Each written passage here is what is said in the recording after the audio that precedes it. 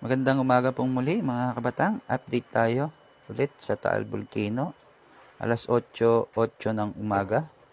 Same date, October 2, 2024. So yan po ang update video natin ngayon.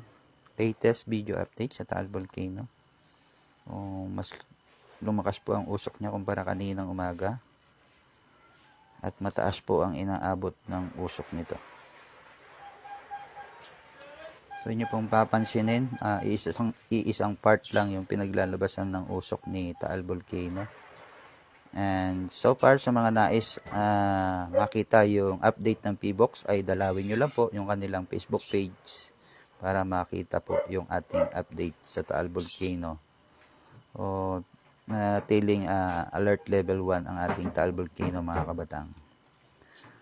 So yan lamang po ang ating video update ngayong umaga. Maraming salamat po and God bless.